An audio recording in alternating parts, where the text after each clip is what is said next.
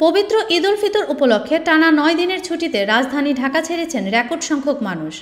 ডাক, টেলিযোগাযোগ ও তথ্য প্রযুক্তি মন্ত্রণালয়ের দায়িত্বপ্রাপ্ত প্রধান উপদেষ্টার বিশেষ সহকারী ফয়েজ আহমেদ তৈয়বের দেয়া তথ্য অনুযায়ী গত ২৮ মার্চ থেকে ৩ এপ্রিল পর্যন্ত ৭ দিনে মোট ১,৭,২৯,১৫৫ জন মোবাইল সিমধারী ঢাকার বাইরে গেছেন।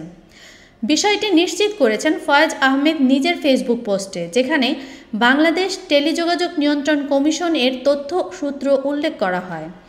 ওই তথ্যে আরও জানানো হয়েছে, একই সময়ে ঢাকায় প্রবেশ করেছেন ৪৪,৪০,২৭৯ জন সিমধারী।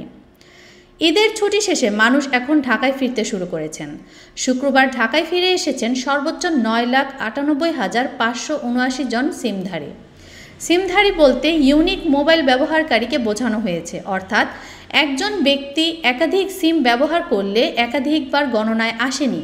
তবে প্রকৃতপক্ষে এর সঙ্গে শিশু, প্রবীণ ও মোবাইল ব্যবহার না করা অন্যান্য সদস্য ভ্রমণ করেছেন, ফলে প্রকৃত সংখ্যা আরও বেশি হতে পারে।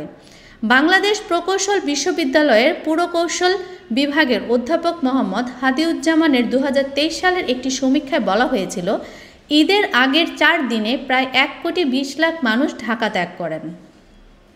রোববার থেকে সরকারি বেসরকারি অফিস খুলে যাওয়ার কথা থাকায় শনিবার ঢাকায় ফেরা মানুষের সংখ্যা আরও বাড়তে পারে বলে ধারণা করা হচ্ছে।